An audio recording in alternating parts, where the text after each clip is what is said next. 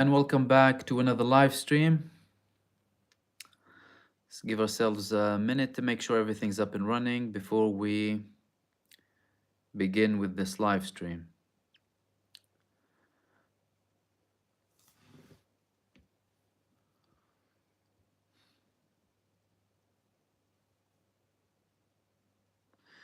Okay, looks like everything's up and running. Good evening, good morning, good afternoon, depending on where you are. Thank you so much for joining me for another live stream. Thank you for everyone who's been waiting. I missed you guys. Haven't been with you for a few days now. We've got a lot of stuff to catch up with. But tonight, and I have another video coming after this live stream, by the way. However, tonight I'm going to be talking about primarily two statements that we've had. One was from the Hamas leader, and another one from the chief Sephardic rabbi in Israel, from the ultra-Orthodox community in Israel. Before I go into them, however, I just want to mention a couple of things really. There's been lots of talks about the sea corridor. This sea corridor, supposedly built by the US to provide aid for Gaza, which is absurd. The same country that's supporting Israel's genocide and providing indefinite numbers, really, of weapons, of money, veto power, diplomatic support, military support, political support, malicious support, genocide support. They're saying, they're airdropping aid, and they're saying they want to build a sea corridor to Gaza. Why do you have to build a sea corridor? If Israel is approving it and Israel is fine by it. That's the main question. You have a land corridor. Trucks can go to Gaza, right? You have very good relations with Israel. Ask them to open the borders to get the aid in. We found out why now. Apparently, firstly, multiple reports in Israel saying that Israel is the one behind this corridor and they're totally fine with it. However, the most significant statement we've heard was from the Israeli Defense Minister, Yoav Gallant. He was visiting the area with the coordinator for the West Bank and Gaza from the IDF, on behalf of the IDF. And he said something that signals why they're building this land corridor. He said that this will assist in undermining the Hamas authority in Gaza. So they don't care about the people. They couldn't care less about the people of Gaza. All they care about is undermining Hamas. Doesn't matter how many people get killed, how many people get bombed. That doesn't matter. All that matters is undermining the Hamas authority in Gaza. We've obviously had other analysis as well, to do with gas exploration, potentially the US sending military troops on the ground in Gaza. And we've also had a theory of saying that it's intended to complete the ethnic cleansing, but through the sea rather than the land, after Israel failed with the ethnic cleansing to Egypt.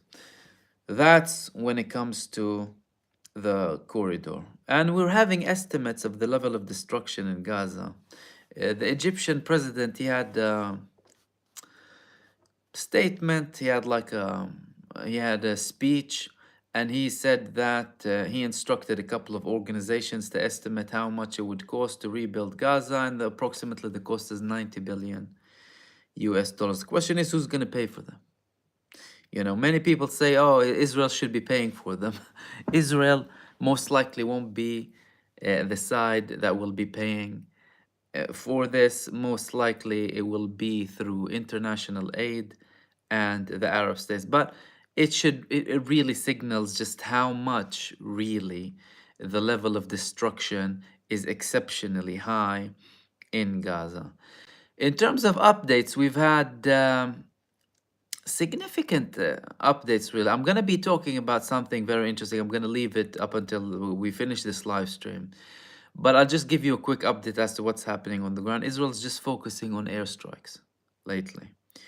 Lately, in the past 48 hours. Airstrikes, and they killed, massacred 67 people in a matter of 24 hours in Gaza. But the resistance is getting even more sophisticated now.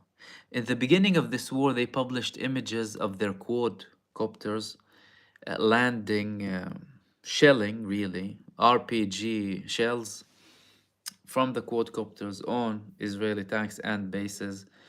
Israel countered it by putting shields on top of their tanks and machinery. However, the bases are exposed.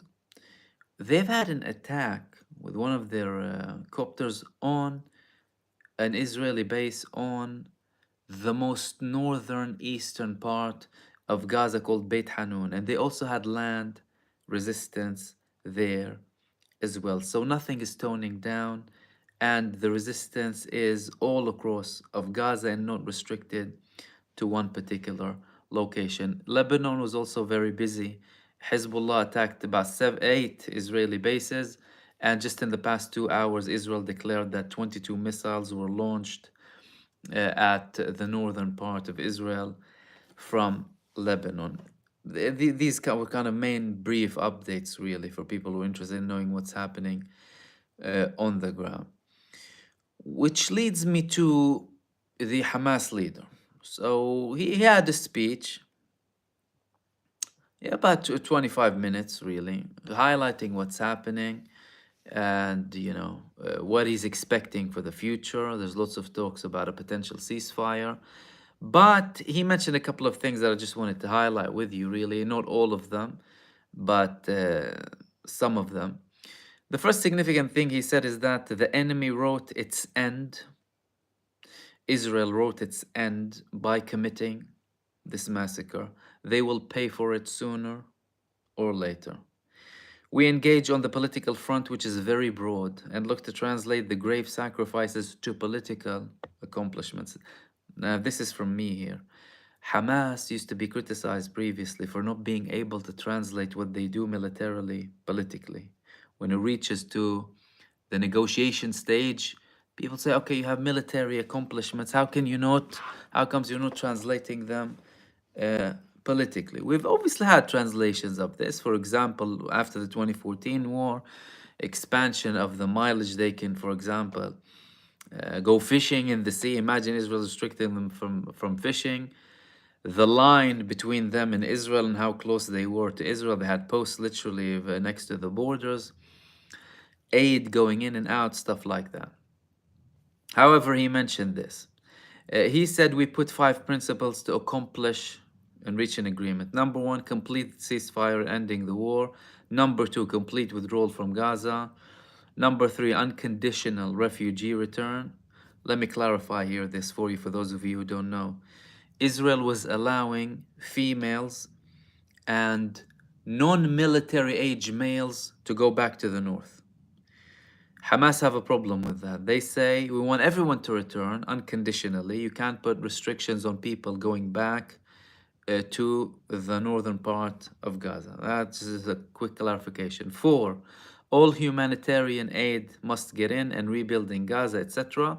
And 5, the prisoner exchange deal. He also mentioned that we showed leniency in negotiations, but the enemy keeps avoiding giving guarantees. So Israel doesn't want to give guarantee. They want prisoners and to continue the war until the moment they haven't guaranteed full withdrawal from Gaza. They only talk about repositioning, no guarantees for refugees to return. They talk about gradual return without even any details. So it's all very vague from Israel, and that's deliberately done, obviously, for them to try and avoid any sort of commitments when it comes to what happens with the Gazans, clearly signaling that they have a greater plan for Gaza that's been there from a very long time ago, particularly when it comes to the ethnic cleansing of Gaza. He also said that we are open to continue the negotiations and the three-stage gradual deal for a complete ceasefire. Our top priority is protecting our people, ending the aggression, ending the massacres, and the return of refugees, and opening a political scope for our people. We know there is a psychological war that the enemy is waging. All of it will fail. The enemy won't succeed. The enemy failed in expelling our people from Gaza, but our people are planted in their land, in tents, under the rubble, despite the massacres and destruction. We will continue our military battle, political battle, and our eye is on the humanitarian situation for our people. We work on organizing our internal political situation, and our clear position is based on partnership, democracy, and elections. He mentioned three levels, but he mentioned a couple of details under these three things. I'm going to highlight them for you. In terms of rebuilding the leadership of the Palestinian people, rebuilding the PLO by electing a national Palestinian council, according to him, unity government that will be temporary up until the elections, agreeing on a political scope for the coming period, ending the occupation in Gaza and the West Bank. Capital is Jerusalem, right to return, and self-determination. And he also greeted all of the masses protesting all across the US, the EU, and across the world. He also praised South Africa and described the global change as a turning point. Which leads me to what the chief Sephardic rabbi said in Israel about immigration and migration, actually. And obviously, for any of you who have any questions, you can start posting them from now, highlight them, and I will get to them once I finish with what I wanted to speak about with the chief Sephardic rabbi. Now, just to clarify, in Israel, there are two main ultra-Orthodox Jewish communities, the Sephardi community, which is the more Easterner community, and the Ashkenazi community, who are mostly from Europe. There's a lot of talk about conscription. Conscription to the ultra-Orthodox community. This is being met with fierce resistance. The ultra-Orthodox religious community in Israel is the fastest growing community by birth rate. They have a lot of children. Many of the younger generations are there. They don't immigrate a lot, right? We've had situations, instances of kind of cults migrating. One of them is called Lev Tahor, or Pure Heart, who were deemed as criminal within Israel because of child abuse, criminal charges, and stuff like that. They were migrating from place to another, but it's within their capability to migrate, the Orthodox community, especially when it comes to religion.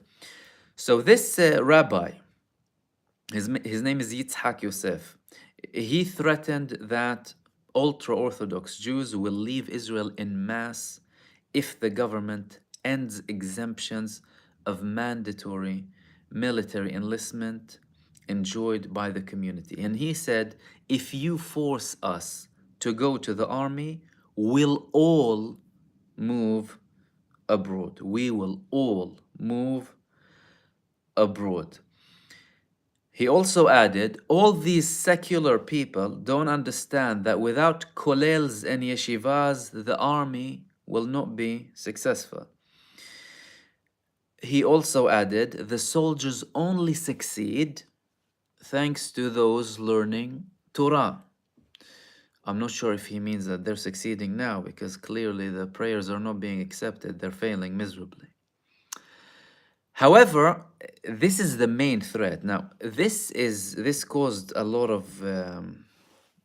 controversy in Israel. Why? Number one, because of how much, this is the fastest growing community in Israel.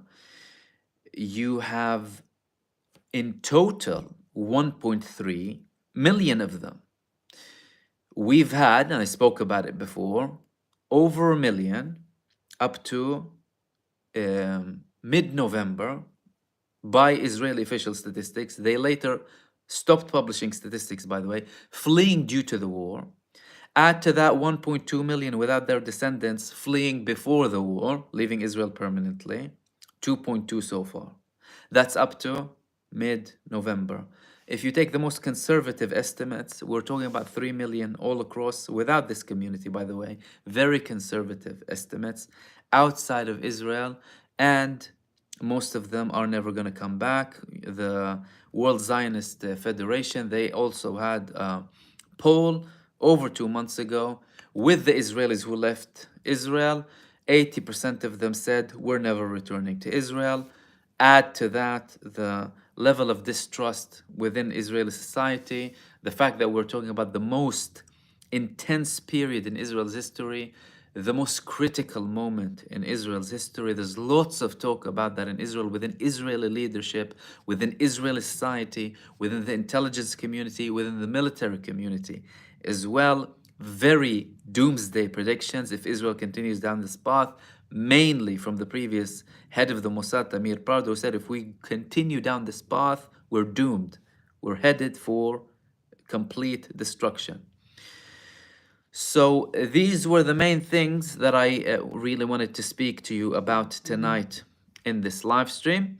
And obviously, I will now open the space up for you to contribute anything. Please try and keep it as relevant as possible to the subjects that we talk about. Apologies in advance if I'm unable to address all of your comments or questions just due to time restrictions. I obviously do this for my viewers, subscribers, and members to clarify anything you need clarifying. I know some things might be difficult to understand, etc. But it's primarily for you, and I'll do my best to obviously try and answer as many questions as possible. Jane, Faris, thank you so much. You said, please explain what happens when the resistance hits an Israeli tank. What happens to the so-called soldiers inside? How do they escape when the tank is burning? What are the likelihood they survive? Well, it depends on what they're hit with. So if they're hit, for example, with an Al-Qassam Yasin 105 that's manufactured and produced in Palestine, it has a double warhead, a penetrating head and another head that explodes. This causes a lot of damage. That's an option. Then you have a normal RPG, less effective, but can also do harm. The first one, if it invades and explodes inside, there's a big chance of all of them dying. If you target them in a certain location and it causes fire, also likelihood of most of them dying, you at least have 4 inside of them. If you have a side bomb, for example, depends on where it's hitting them from. If it's hitting in a very sensitive location, again, all of them can die. If the hit is not so bad, they can just be stuck there up until they get rescued. However, we've had many instances where we saw videos of the resistance. They published videos of the tanks burning for 24 hours at once without getting rescued. And sometimes the problem is Israel send rescue teams, obviously, and the resistance targets them as well, and then they are unable to get to them, and they leave them. Sometimes Israel strikes them to make sure that the Palestinian resistance doesn't take any further prisoners of war. So I hope that elaborates. Let's try and reach other questions from the beginning.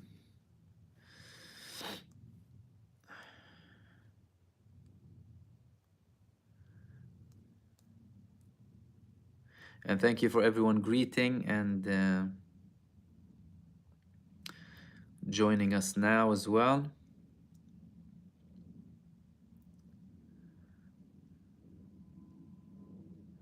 And if anyone obviously has any questions now, they can participate from now. I'm going to reach you in a sec. I'm just going to go through any potential, any questions from before.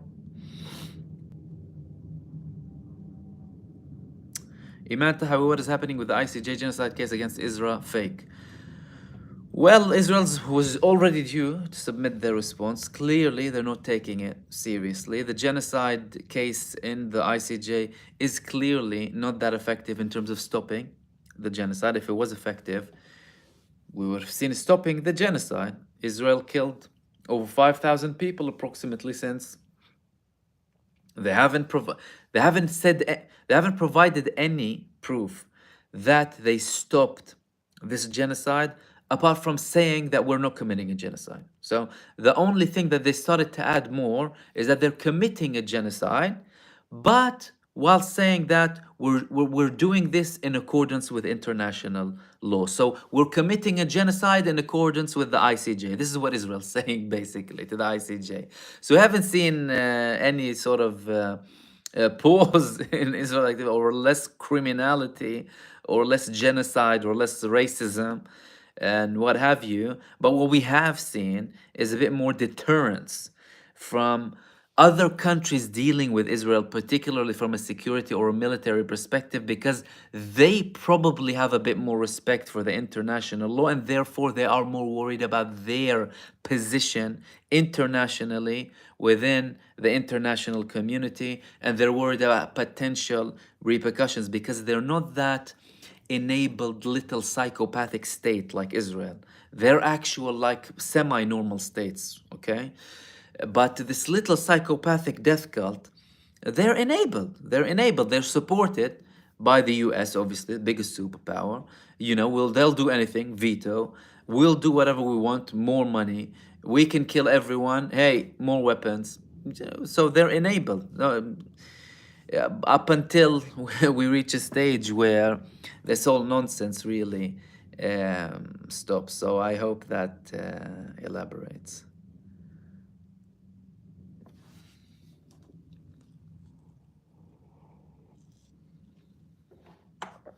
Muhammad Bolaish, Europe is giving food from Cyprus and trucks are stuck in Egypt and can't go into Gaza. This is a hypocrite situation. This is a hypocrite situation. Where is the question gone?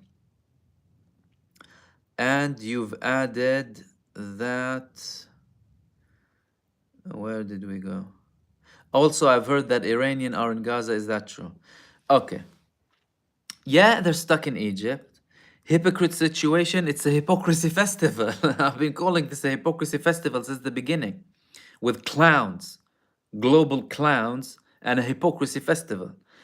This is the exact situation.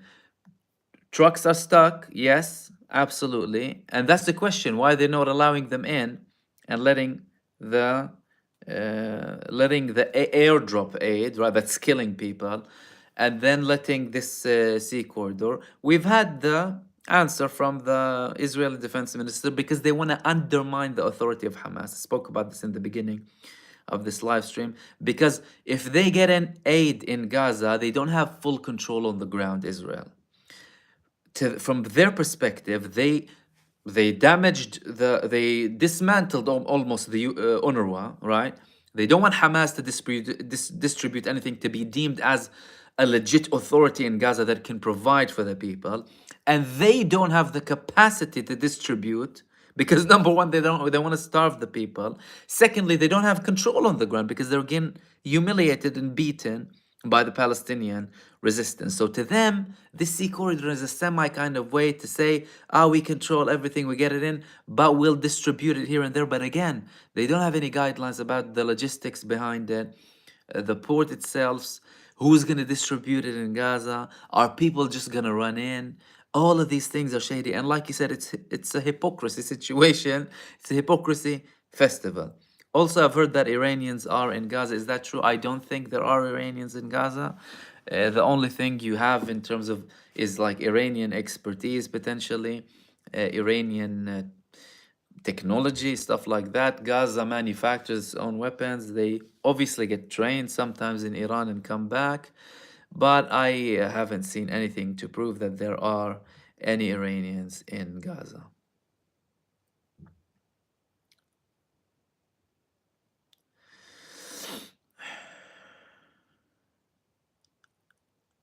Vivet Shantia, greetings Mahmoud. Is it true that Israel is building a road in the middle of Gaza? If so, do you know why?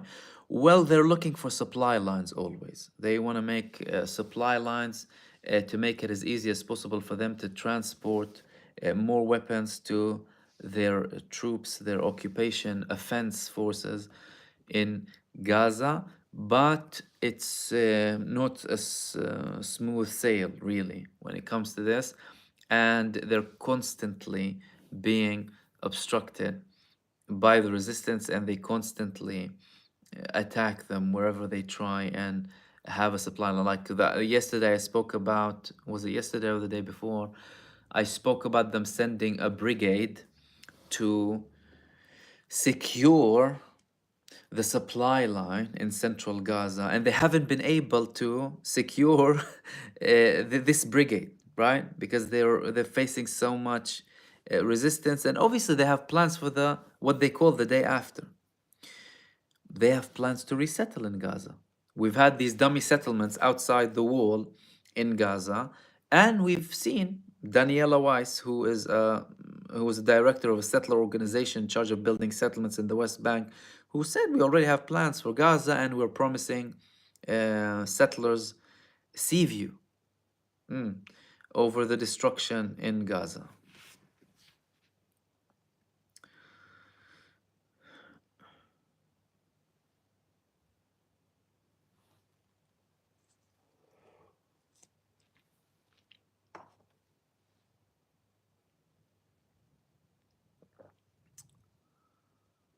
Okay, let's see.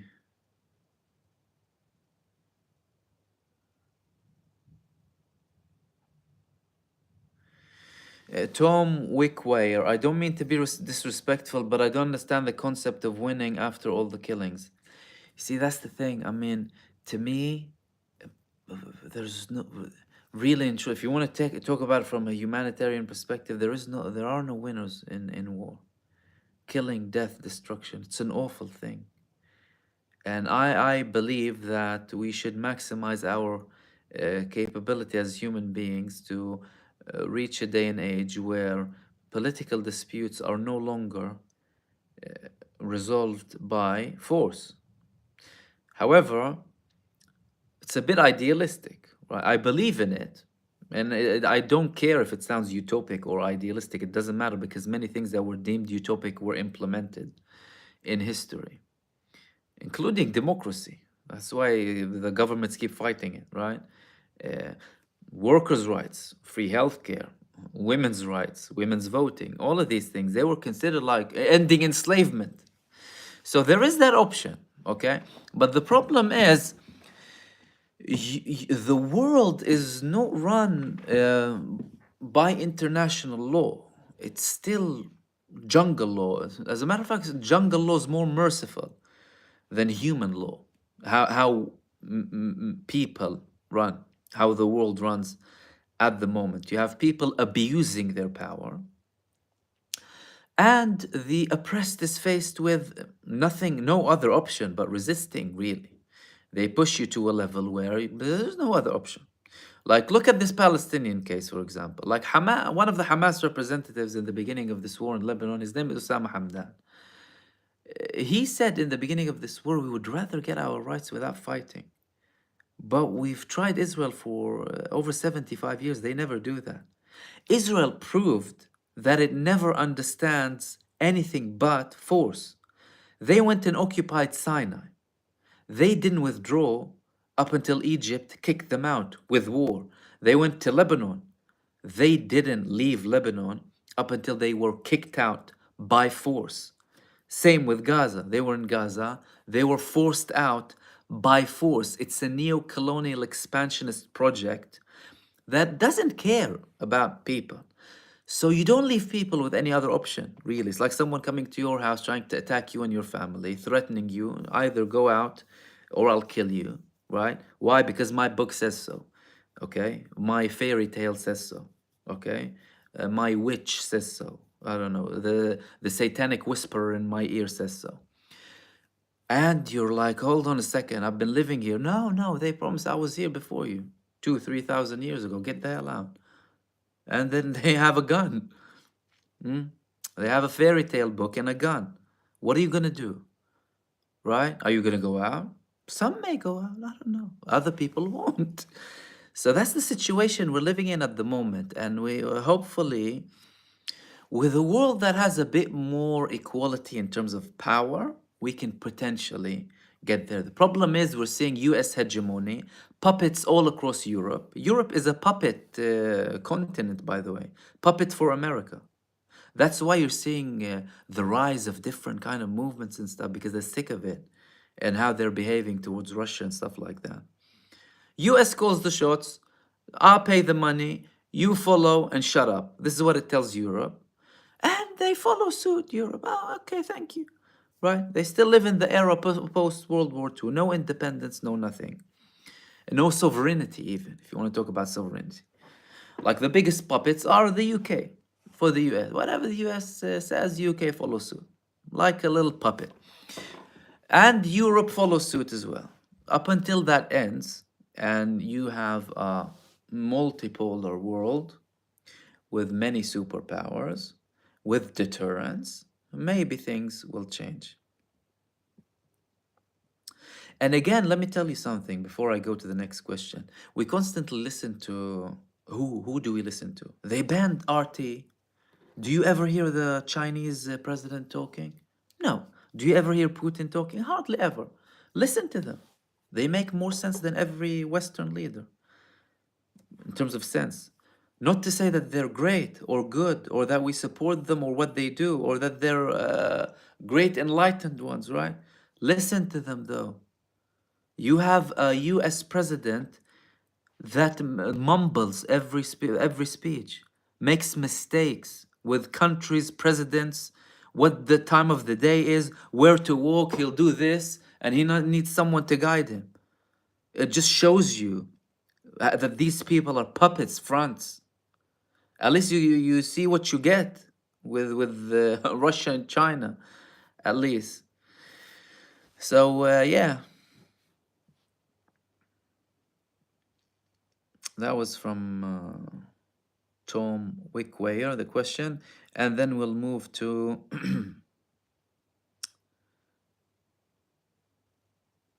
Francis Fitzgerald. I have an off-topic question. Are there any women freedom fighters in Hamas? If not, why not? Yeah, they do have women fighters. Actually, in one of the initial videos of the prisoner exchange, one of them was suspected to be a woman with softer features, shorter eyes, hands. Many people said this was a woman because she was dealing with women as well, Israeli women, and she released them and she was holding them and stuff like that. But they do have units special for women. How active they are, obviously, not the frontline stuff, because men are more capable physically, are able to handle more, right? But they do have women.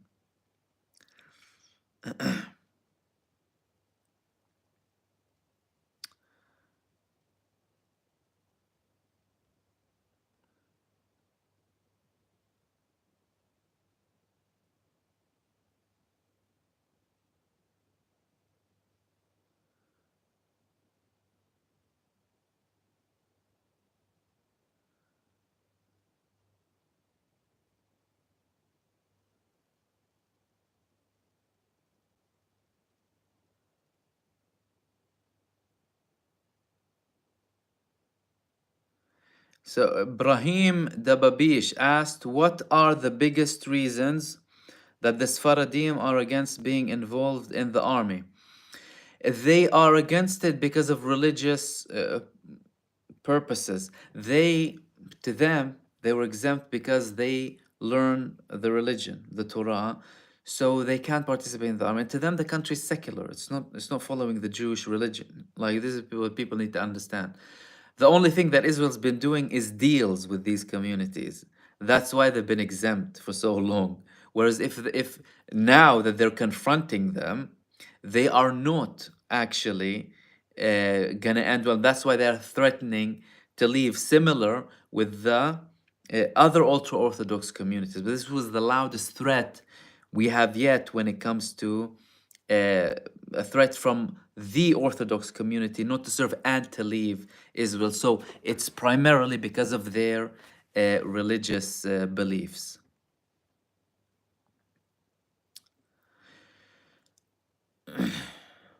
Lutfi Shahad has asked, do you know anything of the Islamic perspective? When will Palestine be free? There is no particular perspective. We've had many people giving estimates. We've had previous, like one of the previous spiritual leaders in Hamas, he estimated that Israel won't exist in 2027, right? And his reasoning was you have two generations. You get rid of the generation that faced the defeat, then you have the generation that started to raise their voices, and then you'll have the generation that isn't scared and that they will actually fight. You have Israeli leaders like Ehud Barak, like people worried about the eighth decade issue, right? Because the previous two Jewish kingdoms, obviously, you can go into the debate of whether Israel is Jewish or not. We get that. I go into that debate a lot. But to them, they didn't last for over 8 decades. And they always show fear of them being hit with the curse of the eighth decade. However, in terms of Islamic as a prophecy or something, there is no something, anything to give kind of a definite when it would be. But we had people with these indications. I'm not sure why these messages weren't appearing. Let me have a look. Okay, let's go to the next questions.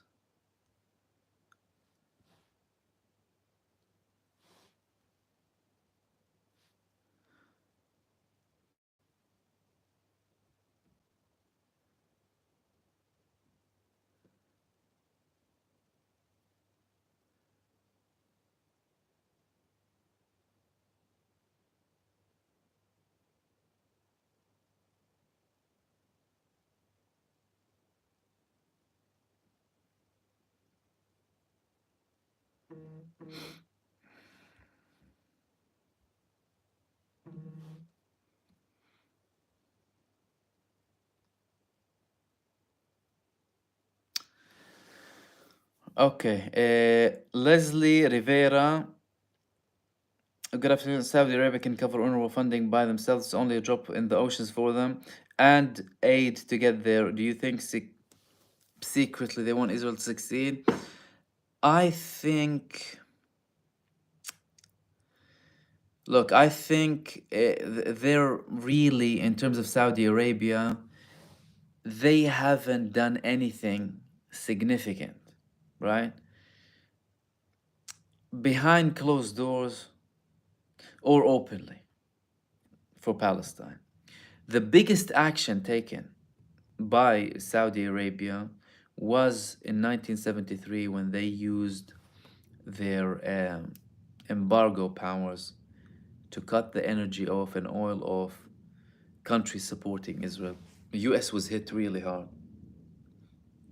But then the person who committed this, King Faisal, was assassinated. Clearly, after that, we've had some sort of an arrangement where this should never happen. And don't forget that Al Saud, in accordance to various evidence we've seen historically, they confirmed to the British back then, at the time, before the establishment of Israel, they asked them twice, the British, about a reconfirmation.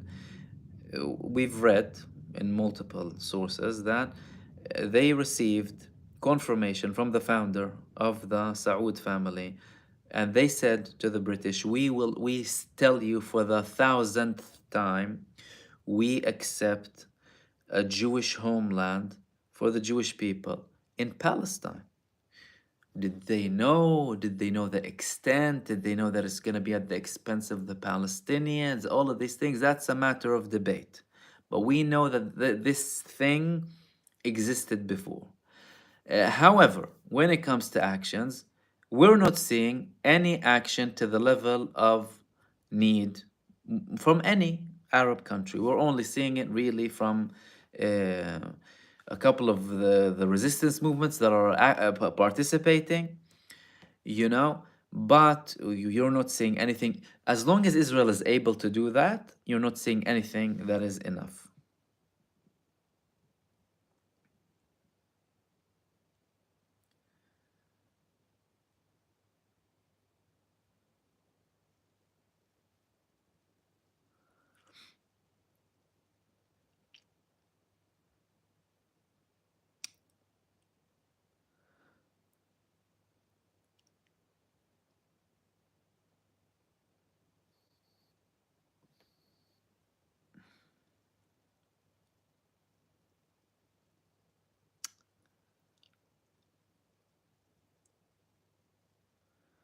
Let's go to the next question.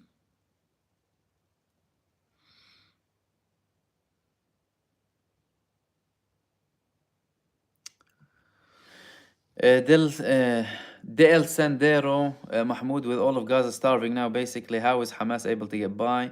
Fighting this war takes great energy and stamina. Israel hasn't figured out yet. What do you think?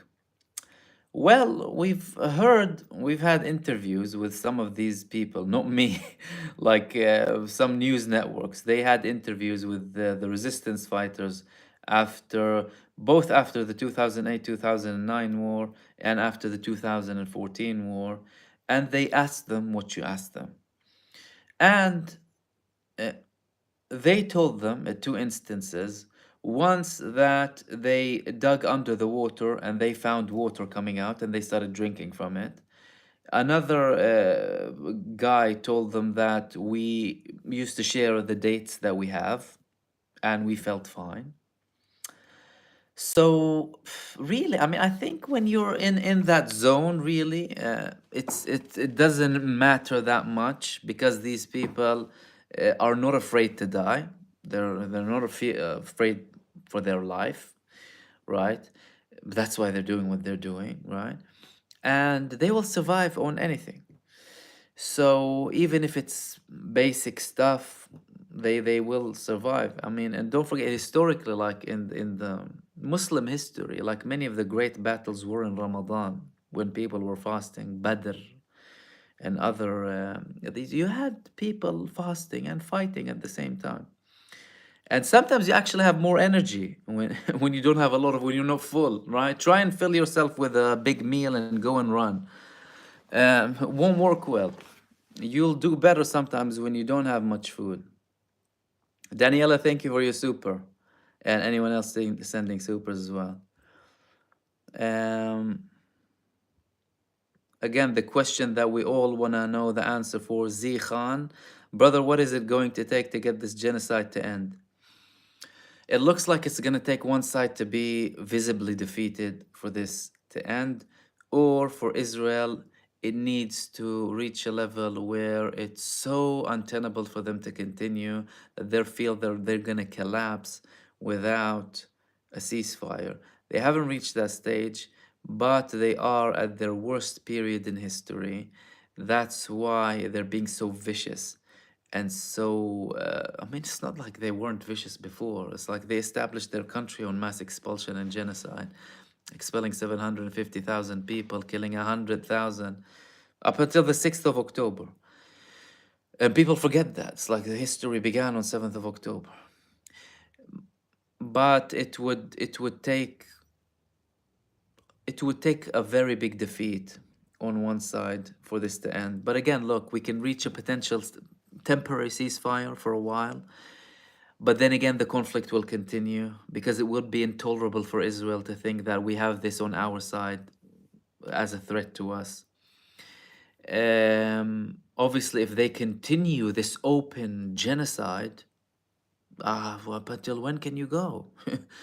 You know, you haven't defeated what, tens of thousands of people fighting you with flip-flops and Adidas tracksuits, right? What until when? Right? And they're telling you we'll fight you up until you end. The spokesperson for the PIJ, Sarai Al-Quds, he said that to Israel. We have the capacity to continue fighting you up until we end you. That's the mentality. So what are you going to do with them? What do you think you're going to defeat them? These are people who are not afraid of you. To them, being killed by Israel is martyrdom. How are you going to kill someone like that? You don't kill them. You make them live in their faith. So it's a lose-lose situation really for Israel. I thought that from day one. I thought Israel, as we know it, ended on the 7th of October, and we're just seeing really the end of it, a process of end. Other people think that. Obviously, it's not imminent. It's not like it's going to happen tomorrow. But I don't think Israel showed the whole world what they are now.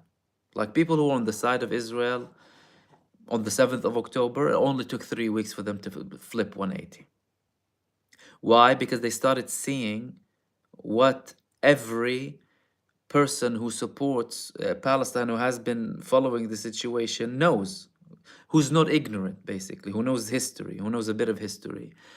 They started seeing it. Why? Because they were blinded by mainstream media, propaganda 24/7, right? But then they woke up. So it's a very, very tough situation for Israel. You need to also look at it from an Israeli perspective. And the problem is with Israel now is that they're led by the worst leader that they could have, not someone to be reasoned with. That's why I previously um, quoted many Israelis in the military leadership, in the intelligence leadership, multiple intelligence leadership. For by the way, some of them are from the military intelligence directorate, some of them are from the Mossad, some of them from the Shabak, previous people in the IDF, previous prime ministers who are very vocal against Netanyahu, saying that we can't continue this, we need to reach a deal. Like one of the previous senior intelligence leaders, he said, we have no option. We have to agree to a deal dictated by As-Sinwar. We don't have an option. We can't continue what we're doing, right? It might seem as a defeat, but if you're a country, if you're a person in charge of the fate of millions of people, you wouldn't really care much uh, about admitting defeat, right? To kind of save your country. But obviously, Israel isn't going that way. They don't want to compromise. Hamas, from their perspective, they told them from day one, we're willing to negotiate a deal now, and we'll sort it out. But Israel clearly had another plan. That's why when they went on this hateful genocide, stemming out of hatred and vengeance and psychopathy, really. Because look how they had, people need to forget this for a second. How did we have a ceasefire? How did the first ceasefire happen? Israel was constantly saying, we don't want to stop bombing you, we want to stay in, we want to do this, we want to do that. Hamas told them, you completely stop the war, you no air surveillance, you don't stay inside internal areas, you allow the people to go back to the north, allow the aid and gas and water to go in, and we'll start having a deal. Then Israel took steps down the ladder and they started to see results, right? This is how we started to have a prisoner swap in the beginning. This is how Israelis were going back to their homes. This is how some Palestinians, a very small fraction of what we have in prisons, right, being killed, tortured to death deliberately. Not like what Israel is doing to the Israelis in Gaza, killing them deliberately. They're killing the Palestinian prisoners as well. It's a death cult. They kill everyone. They kill their own soldiers. So yeah, it just highlights that negotiation is the way forward if you want to reach a deal. Clearly, Bibi doesn't want a deal. He just wants to expand it as much as possible for his political sake, or up until he sees some sign of victory. I spoke about the sign of victory that Israel is looking for. Like if they kill someone very senior, if they catch someone. That's why, check the video that I'm going to post after this live stream. I'm not going to talk much. But they're trying to get something really symbolic. If Benjamin Netanyahu gets that, and then he sees the polls in Israel, if we have an election, we do this, then, even though, by the way, he's not agreeing to an election after this war anyway. He's saying elections have a date, they're in 3 years from now. Don't talk to me about elections. But he'll obviously probably have way more pressure if the war ends now to go to an election where he knows he will lose. But if he finds this significant victory, like he killed the Hamas leader or he killed this top person, he might go out of this war saying, look, I killed him. And although I didn't destroy them, I destroyed their... That's why they're preparing for it as well, by the way, saying like, we destroyed 20 of their brigades or whatever and all of this rubbish. Haven't destroyed any of their capability. They're still fighting them in every single area in Gaza, acting like they're. So it's not an easy one for Israel, and it's not an easy one for the Palestinians. That's why it's gonna be ongoing up until one side is very visibly defeated. Sayed, thank you so much. Um,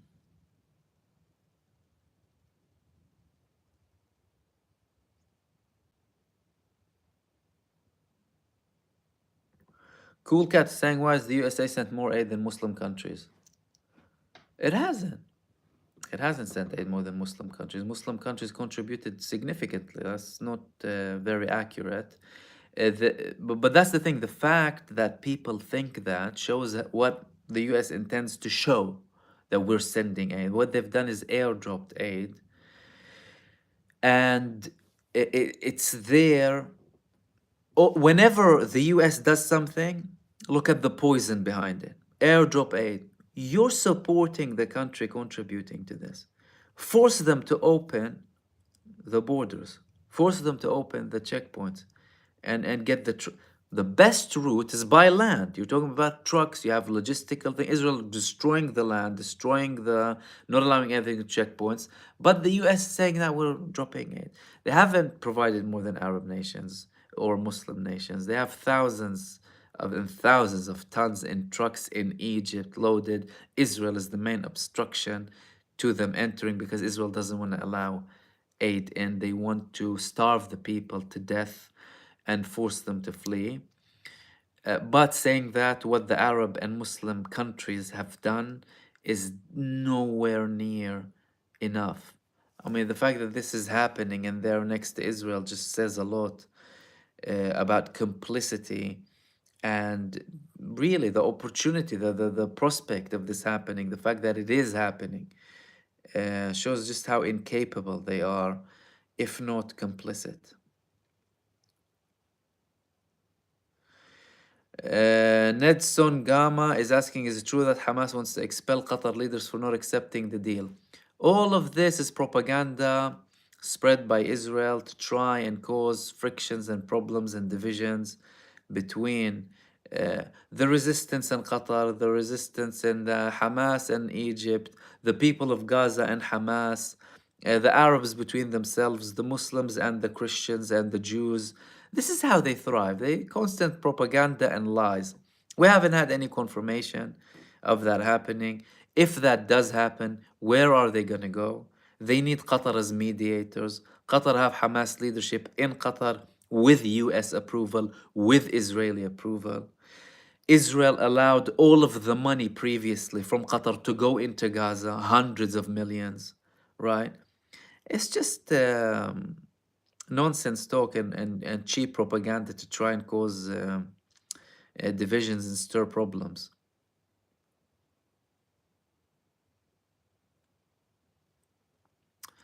Deep Diver, what did you make of the meeting by Mahmoud Abbas with Erdogan, Erdogan's verbal support for the PA?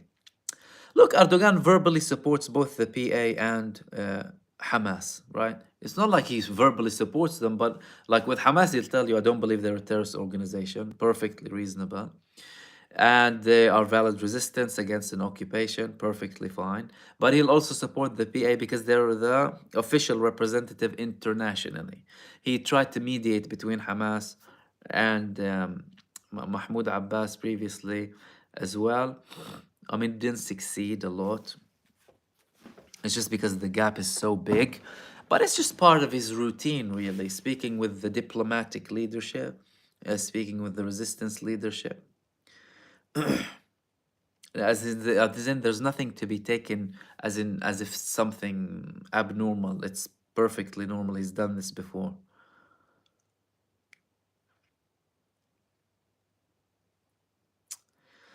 Shaira Khanam, sorry if I mispronounced that, by the way. Do you feel like the port USA planning to build is not actually for aid, but for access to gas within Palestine? Look, I don't trust anything that the US does. That's number one. I don't trust anything that Israel does. I don't believe the US, and I don't believe Israel. So whenever they do something combined together, be even more suspicious. Like I said, Yoav Gallant, the Israel defense minister, he said that it's there to undermine the authority of Hamas. The US is obviously participating with Israel. Look at it from this side. This supposed ceasefire, right? They said we're proposing a ceasefire. And the ball is in Hamas's court. What is this ceasefire? Uh, Temporary ceasefire, no guarantees for anything, and you must release all of the Israeli prisoners. What kind of a deal is that? Who would agree to such a deal? You've had unconditional proposals for ceasefires from Russia and China, the people who you want us to believe are these big, you know, beasts, scary countries, right? Be dictatorships. Ah, my God. They were the ones proposing a ceasefire unconditionally to protect the innocent civilians. Just stop right now without anything. Ceasefire, and then we reach a deal. America vetoed it. Britain vetoed it. France vetoed it alongside a couple of other shameful countries. So when they come and tell me now, I want to see, I'm not going to believe you. You're supporting Israel unconditionally. So I'll drop the aid and I'll also drop the bomb. Just do me a favor. Don't drop the aid. Just don't prevent them from dropping the bomb. You'd rather do that. So they could have many reasons behind it. They could have reasons for deployment of their own soldiers, boots on ground in Gaza. They could have reasons to do with gas. They could have reasons to expel the population, start getting people out, potentially force them or try and force them out. Another technique to kind of, or tell them, look, come to the port to eat, right? And I don't know what the hell they can do with them. You don't trust anything from them.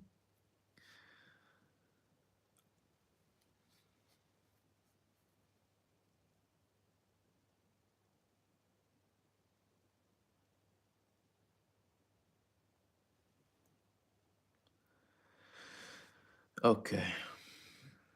John, thank you so much.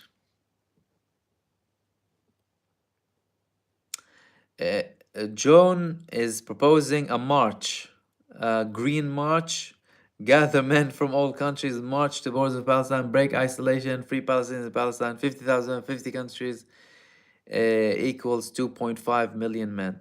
Noble idea. Look, it was done previously. Like people forget in 2018, I think it was 2018, the people of Gaza had marches of return. So the civilians, peaceful civilians, were marching to the borders with Israel. Israel was sniping them for fun. So they killed approximately 139 people.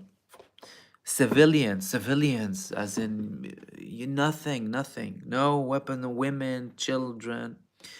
And the ones who they didn't kill, they would shoot them in their knees to paralyze them, right? Or shoot them in very sensitive areas to make sure they get paralyzed for life. And obviously some people in the neck, in the head, killed them. So it's an idea, obviously, but think about what a country that's capable of doing this to God would do to people on the borders. And don't forget about the restrictions you would have on the borders. You've had marches from Egypt, you've had marches from Jordan, and from Lebanon. As a matter of fact, at one point, we've had the marches of return over 12 years ago from Lebanon.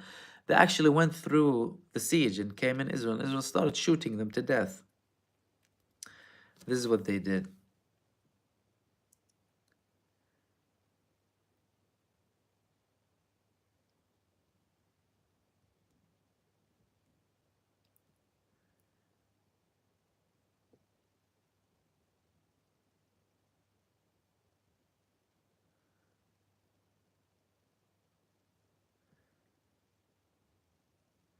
Ibrahim Fayyaz is asking what kind of game Saudi Arabia are playing.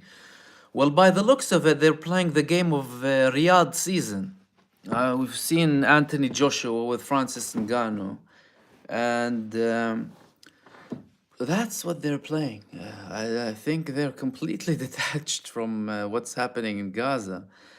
Really. Maria A. Love to listen, Mahmoud. Messages keep disappearing. How are the Houthis doing? Are they still blocking ships? Why are the dates so important? Yeah, they are. Obviously, they had like a 37 UAVs attack on the genocide coalition, and they're continuing clearly. And their level of coordination with the Palestinian resistance is very, very high. So they're not stopping. And they said, we are only targeting genocide Israel-related ships. We are not targeting international trade.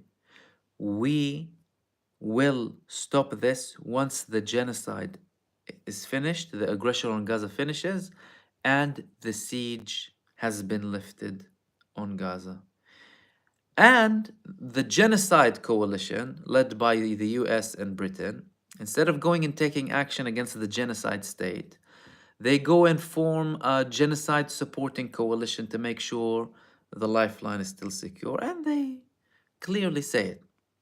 Like, we're there to serve trade, to protect trade, and the lives of the, ship crew members, the lives of, as if anyone was threatened previously. The Houthis were just taking ships, stopping them. They weren't attacking anyone. They started using more aggression when you started attacking them. So go and deal with the root cause of the problem.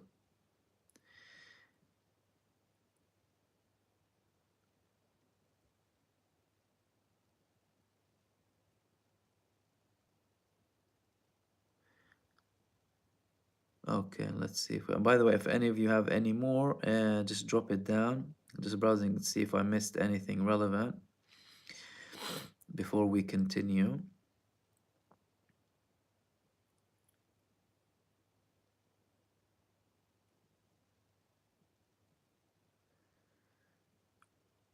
Violet is saying in the UK, hate speech is illegal. People get locked up for it, unless you're the Prime Minister or the Home Secretary.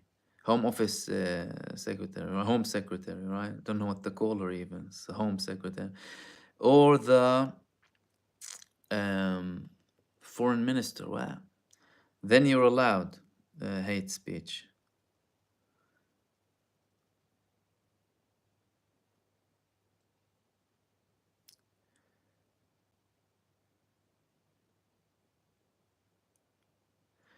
Okay.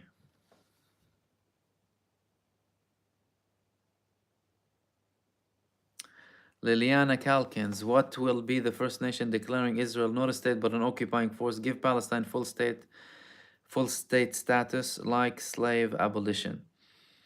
Clearly, we're stuck here between the colonial powers, the US administration, the British government, historical colonial powers from Europe, with a very rich history of genocide, occupying other nations, a vast history of supremacy and entitlement, enslavement.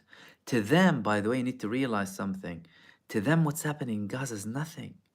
It's nothing in comparison to what they've done. Some of these previous colonial countries, they've killed hundreds of millions of people. Talk about 30,000 to them in Gaza. They don't care. There's like nothing. That's peanuts to them. Look what they've done in Africa, India, Asia, Latin America. The settlers, when they formed the US, how many people were killed? So you're stuck between that and nations that simply want people to let them live and get the hell off their way, right? But the same colonial powers They share the same ideology with Israel. They share the same supremacist ideology with Israel. We're better than them, right? We're entitled to what they have there. You know, we're entitled to everything in the world. Couldn't care less about the people. All we care about is greed, control, power. Doesn't matter who dies and who doesn't die. To them, it's just numbers. They don't really care. That's why you have people in power. Sometimes they let it slip. In Israel, they've obviously said it clearly, but sometimes in the US, you have people letting it slip, right? They share the same. So you're stuck between that force and the global south slash east that just, would leave us the hell alone, right? Um, and it won't end unless the colonial powers back down or take a beating, or either get a good beating, right, from the either global south or eastern powers. Then they learn by force, the same force that they've been inflicting on the nations of the world.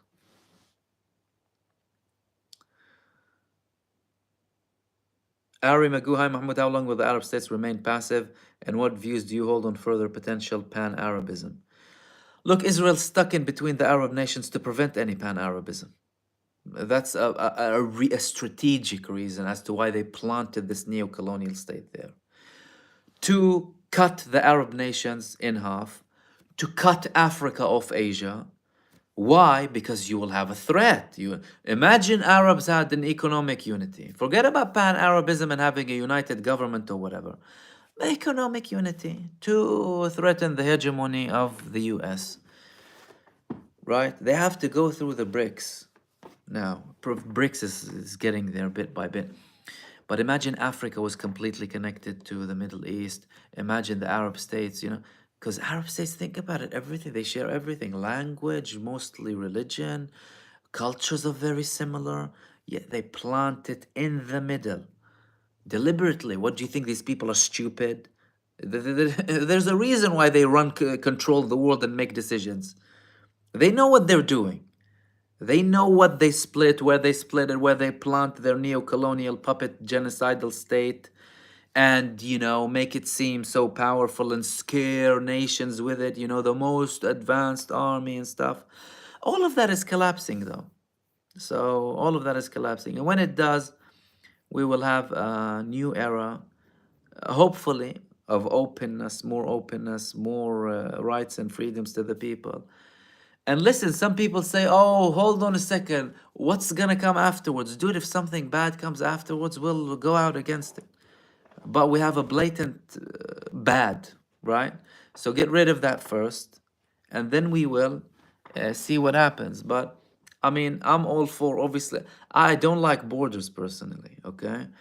I think borders should be open between nations, or at least we should have more freedom when it comes to borders, so people can go freely, move freely without too many checkpoints, interact with other people and stuff. Have some security measures, obviously. But you need to remember, just 100 years ago, things weren't like this. Things were not like this 100 years ago. What do you mean borders, passports? No, man, most countries didn't have these things. People used to travel from one place to another.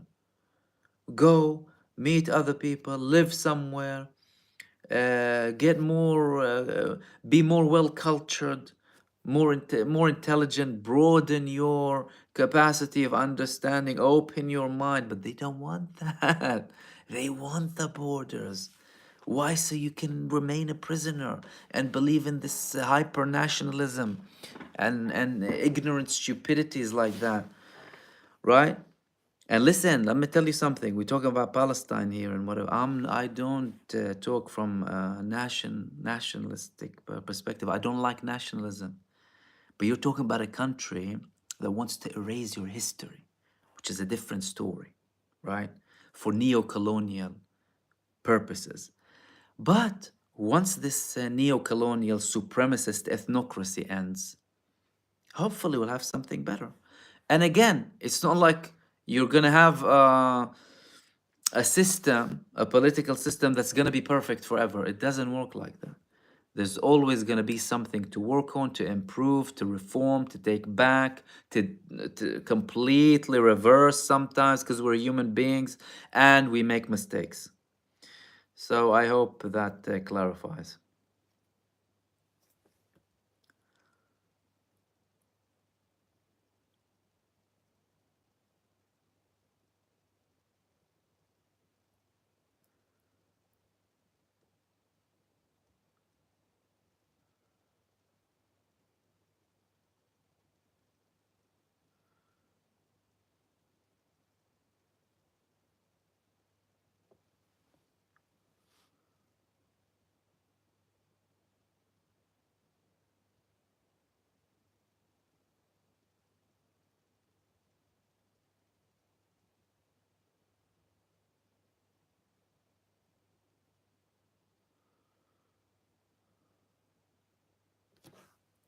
Okay, let me take the last couple of questions. Marvin Vergas, do you see Russia, Saudi Arabia, Turkey, China coming to rescue Gaza? What does the UN send ships with food, aid? Russia, Turkey, China, Saudi Arabia, Egypt providing security? I don't see that happening now. I mean, look, there is aid. That's the thing here. There is aid. Okay, there's aid. There's thousands of trucks in Egypt queuing. The main thing that I'd say is, why is Egypt still abiding by this shameful treaty that they have with Israel with regards to aid? You have your neighbors facing genocide.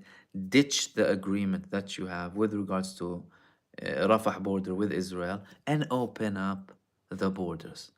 Let the aid go in. This is the thing that you can't excuse that really. However, a formation of a coalition, look, I'm sure there's talks behind the scenes about the formation of a coalition because you can see things progressing very quickly and escalating very quickly. There are plans, but anyone who didn't come for the rescue of Gaza after those initial massacres, I don't think they're going to come for them afterwards for the sake of Gaza. It will be for the sake of them. It will be them looking for either being threatened directly, right, as in being attacked as a country, or seeing that an attack is imminently coming on us. Then we will potentially do something and go to. But look, anyone who hasn't done anything sufficient to a level where they will stop this, I don't think they will do it now.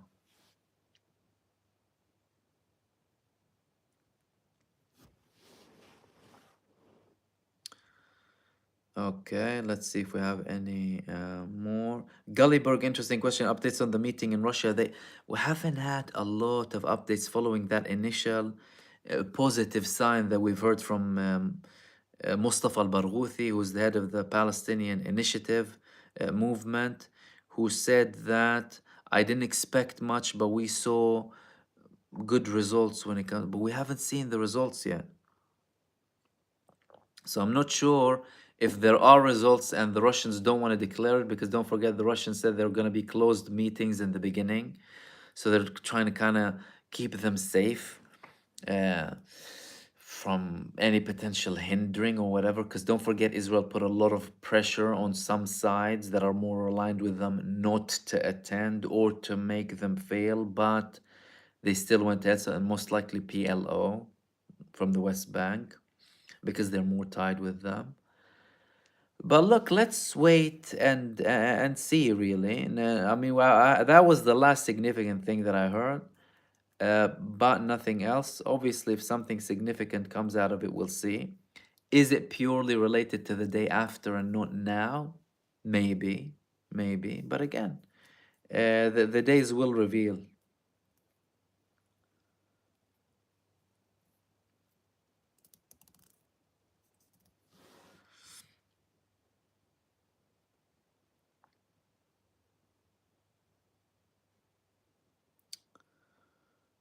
Okay. Let's take just yeah, one or two more questions if we have any. Sean Hammer, is Egypt building another prison camp for Palestinians? No, Sean, I don't think that's a prison camp. I think they're doing that to as a preventative measure in case Israel does bomb the Rafah border. If Israel does bomb the Rafah border, Palestinians will be forced to flee. Okay? Egypt is sending a message to Israel, and that's why potentially we haven't had this campaign in Rafah yet. Obviously, there's many other contributing factors like the need for troops, international pressure altogether, all these things. But some moves on the ground speak louder, okay? Like the initial refusal from Egypt to open the borders. This move now saying that if you do open them, we'll keep the Palestinians here too, let them back in Gaza because Israel wouldn't want to take them back and they know it. And they have a similar plan with the West Bank. And some of them say it too. So I don't think it's a prison camp. It's a preventative measure in case Israel expels Palestinians and has a massive attack in Rafah. They will tell Israel they're here and force them back. Liliana, thank you so much. And anyone who sent supers. ABCD, I didn't see any of your questions. I'm sorry. Yes, because I miss, if they're not highlighted, it's easier to miss them. Okay.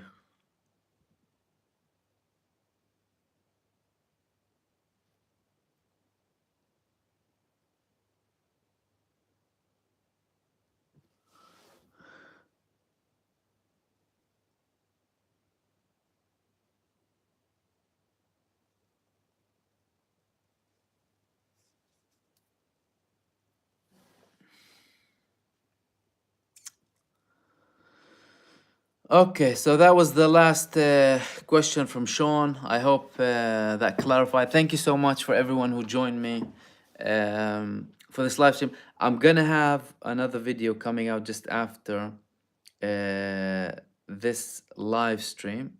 Okay, so please watch it. Please do watch it, and I will hopefully be with you, and I'll notify you with regards to the coming live streams. Obviously, they're done for the viewers, primarily take questions from you, any kind of sort of clarification, stuff like that, because obviously you can do so much in regards to comments. And I will hopefully see you soon in the next video. Take care.